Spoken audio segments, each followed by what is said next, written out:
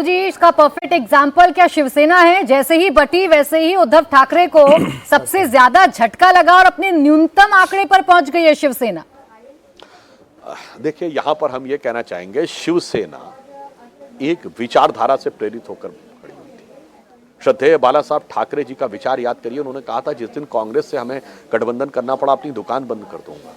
हिंदू हृदय सम्राट कहा जाता था। मुझे याद है 1995 के आसपास का किसी टीवी का इंटरव्यू मैंने देखा था।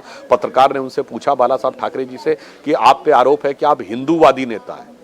बाला साहब ठाकरे जी ने कहा, नहीं, आरोप गलत है। तो पत्रकार को लगा शायद ये सफाई देंगे। उन्होंने आगे क्या बोला, मैं हिंदूवादी नेता नहीं हूं, मैं कट्टर हिंदूवादी नेता हूं। उनसे ये पूछा गया, आप ही के इंडिया टीवी में रजत शर्मा जी के साथ उनके इंटरव्यू की क्लिप अवेलेबल है, जिसमें रजत जी ने पूछा कि लोग कहते हैं मुंबई के दंगों में आपका हाथ है। तो उन्होंने कहा, हाथ नहीं, पैर है, क्योंकि कुछ लोग पैर की भाषा समझते हैं। समझिए, जहां बाला साहब ठाकरे जी की पैर की धमक से जो इलाके सहम जाया करते थे, वहां जाकर आप याचक के रूप में खड़े थे कि मुझे वोट दे दो, दे दाता के नाम पे तुझको अल्लाह रखे। तो मुझे लगता है कि शायद इतना बड़ा वैचारिक परिवर्तन करने के बाद कोई कहे कि मैं उसी विरासत का प्रतिनिधि हूं। महाराष्ट्र की जनता ने इस बारे में अपना विवेकपूर्ण निर्णय दे दिया है। नहीं, लेकिन उन्हीं उद्धव ठाकरे की शिवसेना ने इन चुनाव के नतीजों को मानने से इनकार कर दिया। संजय राउत ने कहा, चुनाव में आप लोगों ने गड़बड़ी की है। देखिए, यहां पर हम ये कहना चाहेंगे कि फिर वही कहानी है कि हरियाणा में चुनाव ठीक नहीं हुआ था और कश्मीर में सही हुआ था। आज कहेंगे झारखंड में ठीक हुआ और यहां पे नहीं हुआ। एक अंग्रेजी चैनल पे था मैं, सौरभ जी, तो ये कहा गया कि MVA and Shiv Sena has been routed. तो कहा गया, नहीं, राउट की स्पेलिंग जो है RAUTED होनी चाहिए। तो मुझे लगता है अगर वो बात संजय राउत जी समझ जाए तो क्या समझा जा सकता है, शिवसेना हैज बीन राउटेड। इस चुनाव में सुधांशु जी पहली बार आपके साथ ऐसा हुआ होगा कि बोलने के चलते आपके ऊपर केस हो गया। आज के नतीजों के बाद उम्मीद है कि मामला कहीं ठंडे बिस्तर में जाएगा। नहीं, मैं यह बात भी आपसे टीवी चैनल पे कहना चाहता हूं। मेरी पूरी प्रेस कॉन्फ्रेंस को देख ले, मैंने बहुत स्पष्ट रूप से कोई किसी की मानहानि करने या वो एलिगेशन की बात नहीं कही थी। मैंने एक पब्लिक डोमेन में अवेलेबल इशू के ऊपर एक पब्लिक प्लेटफॉर्म से सिर्फ क्वेश्चन पूछे थे। अगर कोई भी ईमानदारी से देख ले तो वह बात बिल्कुल स्पष्ट थी। इसलिए वो खैर जो लीगल प्रोसेस होता रहेगा। पर मैं ये भी कहना चाहता हूँ, देखिए, इन मुद्दों को बहुत लीगल एंगल से नहीं करना चाहिए, पॉलिटिकल एंगल से करना चाहिए था। हाँ, जो उन्होंने हमारे ऊपर आरोप लगाया था, यानी विनोद तावड़े जी पे, अब आप स्पेसिफिक बात कह रहे हैं कि 5 करोड़, और 5 करोड़ भी आप बोल रहे हैं। हमने तो जो बोला कुछ नहीं बोला। हमने तो कहा कि भाई एक IPS अधिकारी बोल रहा है और वो एक डीलर बोल रहा है, और हमने आपसे सवाल पूछा कि आप बताइए आपका उसका संबंध था कि नहीं, आपका उसके साथ कोई बातचीत हुई है नहीं, और यह आवाज आपकी थी कि नहीं। अब बताइए, ये तो हो गया मान। और एक और बात कह दूं, सुप्रिया जी से पूछा गया जब, तो उन्होंने अजीत पवार जी के बारे में, अजीत पवार जी कह रहे हैं मुझे उनकी टोन नजर आ रही है, यानी वो ज्यादा स्पेसिफिक बोल रहे हैं। तो उन्होंने कहा, जी वो कुछ भी बोल सकते हैं। तो अजीब बात है साहब, वो कुछ भी बोल सकते हैं। इसलिए मैंने कहा, शायद मेरी पूरी प्रेस की क्लिप अगर देख ली होती तो शायद उनको ये विचार नहीं आता। खैर, वो विषय अलग है।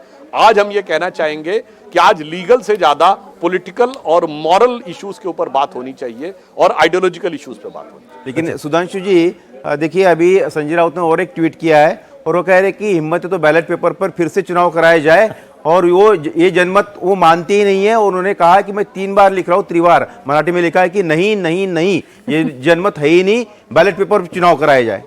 सर, सुधांशु जी, वैसे मैं एक बात ऑन द पहले आपको एक लाइटर नोट पे कहता हूँ, फिर एक सीरियस नोट पे कहता हूँ। लाइटर नोट पे कहता हूँ, बहुत पुरानी फिल्म थी ना, मुगले आजम, जिसमें एक डायलॉग था कि अनारकली कैद कर ली गई और मैं देखता ही रहा।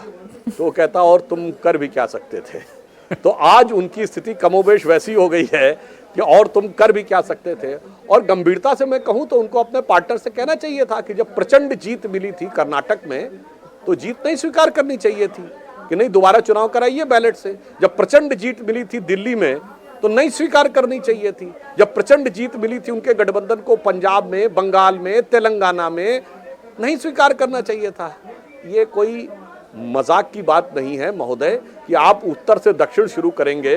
और आप कहेंगे कि जो ईवीएम है वो कश्मीर में अच्छा काम करती है, पंजाब में अच्छा काम करती है, हरियाणा में खराब काम करती है, फिर हिमाचल में अच्छा काम करती है, फिर उत्तराखंड में खराब काम करती है, फिर उत्तर प्रदेश में खराब काम करती है, मगर दिल्ली में अच्छा काम करती है, राजस्थान में 2018 में अच्छा काम करती है, 2023 में गड़बड़ कर जाती है, और फिर वो गुजरात गड़बड़ करती है, महाराष्ट्र गड़बड़ करती है, पर तेलंगाना और बंगाल बहुत अच्छा काम कर जाती है, और फिर वो आसाम में गड़बड़ कर देती है, फिर तमिलनाडु मगर बहुत अच्छा करती, केरल बहुत अच्छा करती है।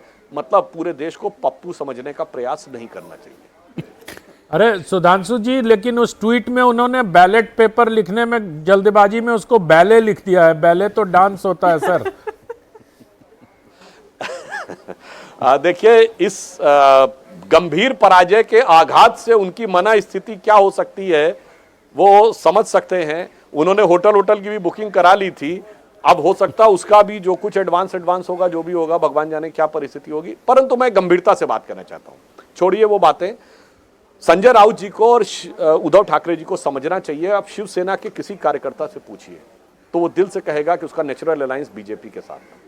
चलिए, आप बीजेपी से अलग हुए, कांग्रेस के साथ अलायंस, सब वो गले के नीचे उतार ही नहीं सकता। नेतृत्व भले ही एक हो जाए किसी कारणवश स्वार्थ में, मगर साहब कार्यकर्ता तो नहीं आ सकता। और आज दिखाई पड़ गया कि कार्यकर्ता और वोटर दोनों इधर की तरफ आ गया जहां नेचुरल अलायंस था। अब उन्हें विचार करना चाहिए हकीकत में, बजाय इसके कि आरोप लगाने के। देखिए, नेचुरल अलायंस तो अजीत पवार और आपका भी है, उनको तो जनता कार्यकर्ता दोनों ने स्वीकार कर लिया। हाँ, यहां पे भी मैं बात बताना, देखिए वहां पे भी एक अंतर है। जो क्षेत्र उनके प्रभाव के थे वो हमारे उतने प्रभाव के क्षेत्र नहीं थे, तो हम एक दूसरे के पूरक थे।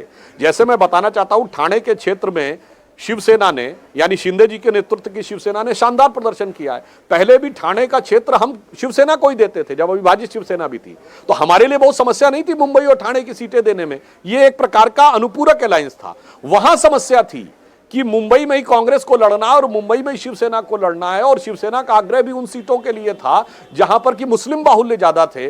तो वहां पे कार्यकर्ता के सामंजस्य में भी प्रॉब्लम थी, नेता के सामंजस्य में भी प्रॉब्लम थी। सुधांशु जी, अगर लोकसभा चुनाव को रेफरेंस पॉइंट बनाए तो महाराष्ट्र से यूपी आपको लेके चलते हैं। तो यूपी में जो लोकसभा चुनाव के नतीजे रहे थे और अभी उपचुनाव के जो नतीजे आए हैं, इसको कैसे रीड करना चाहिए कि सत्ता पक्ष, सत्ताधारी पक्ष का दबदबा था, या वाकई जो नैरेटिव लोकसभा चुनाव में आप लोगों के खिलाफ गया था उसका कोर्स करेक्शन आप लोगों ने कर लिया था इस बार बाई इलेक्शन में? मुझे लगता है कि भ्रम की राजनीति एक बार हो पाती, इसे कहा जाता काठ की हांडी एक बार चढ़ती है, बार बार नहीं चढ़ती है, वैसा ही कुछ दिखाई पड़ा। और एक और मैं बात कहना चाहूंगा, लोकसभा में आपने कहा, तो ये मैं एक विश्लेषक के रूप में बोल रहा हूं, इसको प्रवक्ता के रूप में मत देखिएगा। उन्होंने शुरू किया था नैरेटिव कि साहब संविधान बदल देंगे, 400 की मेजॉरिटी आएगी, आरक्षण खत्म कर देंगे। हम जवाब दे रहे थे, यानी कुछ हद तक स्थिति हो गई कि इनिशिएटर वो थे और रिएक्टर हम थे। इस बार हमने कहा था कि एक है तो सेफ हैं, और बटेंगे तो कटेंगे, या बांटने वाले महफिल सजाएंगे, और वो तरह तरह से जवाब दे रहे थे। इसका मतलब इस बार विचार हमारा केंद्र में था, और उस केंद्र के विचार को जनता ने बड़ी सहजता के साथ स्वीकार किया। ये बटेंगे और कटेंगे का नारा सुधांशु जी कुंदरकी में भी चल गया। वहां सपा प्रत्याशी आरोप लगाते रह गए कि चुनाव को निरस्त कर दीजिए, और यहाँ आपके प्रत्याशी 55,000 65,000 से लीड ले रहे हैं। वैसे देखिए, मैं एक बात कहना चाहूंगा, हम लोग बचपन में, शायद आपने भी वो कहानी सुनी होगी कि एक बूढ़ा व्यक्ति था, जब वो डेथ बेड पे आ जाता है तो अपने सारे बच्चों को बुलाता है और सबको हाथ में एक एक छड़ी देता है, एक एक डंडी, सब तोड़ देते हैं, फिर उनको बांध देता है, फिर कहता आप तोड़ो, तो कोई नहीं तोड़ पाता, तो बताता है कि एक रहोगे तो सेफ रहोगे। ये हमने भी सुना था। अब आज उसके अगेंस्ट में करना चाहते हैं, तो मैं ये भी बताना चाहता हूं, इतिहास भी इस बात का गवाह है कि जब राजा अंभी और पोरस के बीच में बटे थे तो यूनानियों के हाथों कटे थे। जब पृथ्वीराज चौहान और जयचंद के बीच में बटे थे तो गौरी के हाथ में कटे थे। जब महाराणा प्रताप और मानसिंह के बीच में बटे थे तो अकबर के हाथों कटे थे। जब छत्रपति शिवाजी महाराज के साथ मिर्जा राजा जयसिंह अलग थे तो औरंगजेब के हाथों कटे थे। तो ये तो प्रूवन है। पहले क्या था, राज्यों के राजा होते थे और एक दूसरे से मिल जाते थे और कट जाते थे। आज जातियों के नेता खड़े हैं जो कह रहे हैं मेरे साथ रहो, और उस चक्कर में चाहे कोई समाज का क्या होगा वो जाने दीजिए। तो मुझे लगता है ऐतिहासिक देखें या वर्तमान देखें या शिक्षा देखें, सारी बातों में अब देश की जनता को ये बात समझ में आ रही है। ये सारी घटनाएं और सारी कहानियां तो झारखंड में लोग भी जानते होंगे, लेकिन बटेंगे तो कटेंगे वहां नहीं चला।